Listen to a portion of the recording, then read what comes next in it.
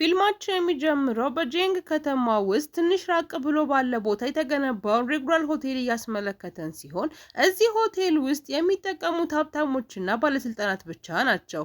በሆቴሉ የተለያዩ የንግድ ስምምነቶችን የሚደረጉ ሲሆን በዚህ ሆቴል ውስጥ ያላቸው የትኛውም እንቅስቃሴ ግን በሚስጥር የሚያዝ ይሆናል።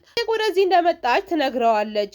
ጄንግ ግን መልሶ ለእሷ አንድ ስራ እንዳለው ይነግራትና ሉ ድጋሚ ወደ እሱ እንዳትመጣ አድርጋ እንድታባርለት ይጠይቃታል። ሸዋንም መልሳ ይህንን ካደረገችለት እሱ ደግሞ በምትኩ ለስራዋ እንዲጠቅማት ፋይሎቹንና ትክክለኛ የሰዎቹ ማንነት እንዲነግራት ጠይቀዋለች። እየተቅለሰለሰች ትነግረዋለች። ጄንግ ግን እንድትወጣ ያዛታል። እሷም ተወይቃት የምትመልሰው መልስ ስታጣ እንደምታፈቅረውና ስለሱ መረጃ ፈልጋ እዚህ እንደገባች ትነግረዋለች።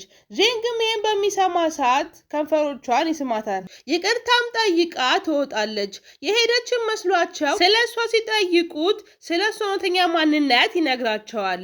አደጋ ልታመጣበት እንደምትችልም ይነግሩታል። እሱ ግን አጠገቡ ሆና ቢቆጣጠራት የበለጠ እንደሚሻል ይገልጽላቸዋል። ሸዋን ግን ቁጭ ብላ ይሄንን ሁሉ እየሰማች ነበር።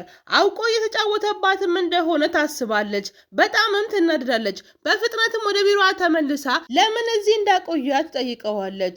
እሱ ግን እሷ እንደምታስበው እንዳልሆነና ማወቅ ያለባት እውነት እንዳለ እሱ ግን እንደማይነግራት እራሷ ሁሉንም ነገር አጣርታ እንድታውቅ እንደሚፈቅድላት ይነግራታል። ሸዋን በነፃነት እንድታጣራ ስለፈቀደላት ደስ ይላታል።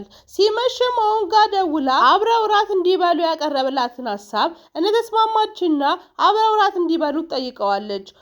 እሷም ገብታ አንዳንድ ጥያቄዎችን ጠይቀዋለች። እሱም ያኔ እሷ በጻፈችው ጽሑፍ ምበሳጫለች። ወደ ውጭም ወጥታ አዝና ቁጭ ብላ ያለ ጄንግ ይመጣ። ድርጅታቸውም የተዘጋው በገንዘብ እጦት ምክንያት እንደሆነ ይገልጽላታል። ጄንግ መልካም ሰው እንደሆነና እሱም በጣም እንደረዳውም ጭምር ይነግራታል። ልቧ በጣም ይሰበራል። ወደ ፎቅ ላይም ወጥታ ቁጭ ብላ ማልቀስ ትጀምራለች። በጣምም ታዝናለች። በሚቀጥለውም ቀን ወደ ቤቷ ተመልሳ ሶፋዋ ላይ ቁጭ ብላ አብረው አንድ ላይ ስላሳለፉት ነገሮች ማስታወስ ትጀምራለች። ስለሱ ብዙ ነገሮችን ታስባለች። እሱም እንደምታፈቅረው ትረዳለች። የእሱን ፖስቸር እያየች ፈገግ ትላለች። ከአንድ ዓመትም በኋላ እሷ የራሷ የሆነ የመጽሔት አሳታሚ ድርጅት ትከፍታለች። ጄንግም ወደ ሀገር መመለሱን ስትሰማ ስሙን ለማደስ ለኢንተርቪው ትጠራዋለች። እሱም ፈቃደኛ ሆኖ ይመጣል።